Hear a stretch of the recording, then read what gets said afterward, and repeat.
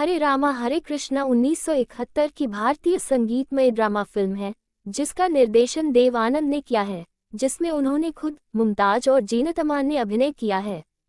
ये film hit रही और जीनत अमान के लिए स्टार बनाने का माध्यम बनी, जिन्होंने एक पश्चिमी हिप्पी की भूमिका निभाई और फिल्मफेयर सर्वश्रेष्ठ सहायक अभिनेत्री का पुरस्कार जीता और साथ ही सर्वश्रेष्ठ अभिनेत्री के लिए बीएफए पुरस्कार भी जीता। ये फिल्म हिप्पी संस्कृति के पतन पर आधारित थी। इसका उद्देश्य नशीली दवाओं के खिलाफ संदेश देना है और इसमें तलाक जैसी पश्चिमीकरण से जुड़ी कुछ समस्याओं को भी दर्शाया गया है।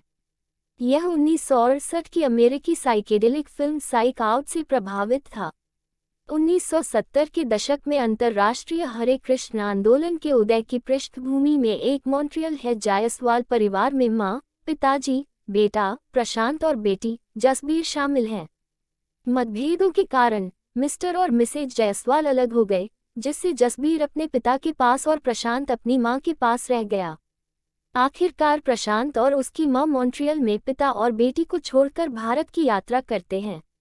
श्री जायसवाल पुनर्विवाह करते हैं और अपनी नई पत्नी को अपने घर में रहने के लिए लाते हैं। जसबीर को उसकी नानी ने बताया कि उसकी मां और भाई मर चुके हैं। भारत वापस आकर प्रशांत को एक बोर्डिंग स्कूल में भेज दिया जाता है और उसके पिता ये सुनिश्चित करते हैं कि प्रशांत का कोई भी पत्र जसबीर तक न पहुंचे, ताकि उसके लिए भावनात्मक आघात से उबरना आसान हो सके। जसबीर अपनी लापरवाह सौतेली मां और अज्ञानी पिता से परेशान है, जो अपने व्यवसाय में गहराई से डूबा हुआ है। सालों बाद प्रशांत बड़ा होकर पायलट बन गया है। उसे अपने पिता से एक पत्र मिला है कि जसबीर, जिसने विद्रोह कर घर छोड़ दिया था, अब हिप्पियों के एक समूह के साथ काठमांडू, नेपाल में है। प्रशांत ने अपनी बहन को ढूंढने का फैसला किया और उम्मीद है कि वह उसे परिवार में वापस ले आएगी। जब प्रशांत काठमांडू में उतरता है तो उसे जसबीर नहीं मिलती, बल्कि जेनिस मिलती है, जो वास्तव में एक नए नाम वाली उसकी बहन है। जेनिस को अपने बचपन की कोई याद नहीं है और वह हमेशा हिप्पियों के साथ रहती है और अपना अधिकांश समय उनके साथ शराब और नशीली दवाओं का सेवन करने में बिताती है। जेनिस स्थानीय जमींदार द्रोण द्वारा किराए पर दी गई संपत्ति में हिप्पियों के साथ रहती है। द्रोण का असली व्यवसाय काठमांडू से प्राचीन कलाकृतियां चुराना और उन्हें विदेशी नागरिकों को बेचना है। माइकल, हिप्पियों में से एक, वह है जो उसके लिए सभी गंदे काम करता है। जेनिस के प्रेमी दीपक को गलतफहमी है कि प्रशांत जेनिस को लुभाने की कोशिश कर रहा है, इसलिए जब भी वे मिलते हैं तो उनके बीच मारपीट हो जाती है।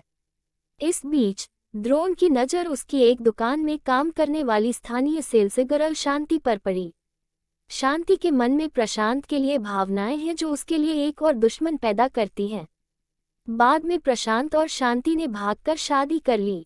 उसी समय माइकल द्वारा स्थानीय मंदिर से एक कीमती मूर्ति चुरा ली जाती है, जिसे वह जेनिस के घर में छिपा देता है। प्रशांत छुपकर यह सब देखता है। द्रोण चुपचाप शांति के घर में एक और चोरी की कलाकृति रखकर उसे चोरी के लिए फंसाने की कोशिश करता है।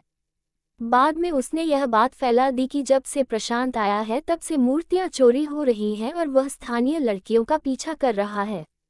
पुलिस कमिश्नर प्रशांत के पिता के मित्र हैं और उन्हें पहले ही एक पत्र मिल चुका है जिसमें प्रशांत की काठमांडू यात्रा का उद्देश्य बताया गया है। उसे संदेह है कि द्रोण प्रशांत को फंसाने की कोशिश कर रहा है, क्योंकि उसने शांति से शादी की है। उसे द्रोण की पूरी संपत्ति के लिए एक तलाशी वारंट मिलता है और एक डायरी मिलती है जिसमें विदेश में उसके दोस्तों के संपर्क विवरण हैं, जो चोरी की कलाकृतियों को बेचने में उसकी मदद करते हैं।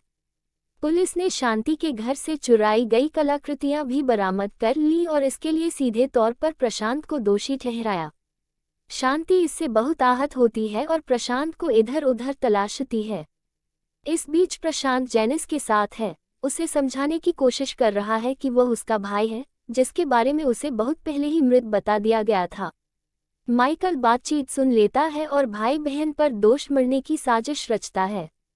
स्थिति का फायदा उठाते हुए द्रोण और माइकल ने प्रशांत पर चोरी और शादी के बहाने शांति को धोखा देने का आरोप लगाकर स्थानीय लोगों को उसके खिलाफ भड़काया। हिप्पी और स्थानीय लोग अब प्रशांत के सामने आते ही उसे पीटने के लिए तैयार हैं। जब प्रशांत फिर से जेनिस से मिलने की कोशिश करता है तो हिप्पी उसे जोरदार पिटाई करते हैं। पुलिस कमिश्नर हस्तक्षेप करता है और प्रशांत बच जाता है।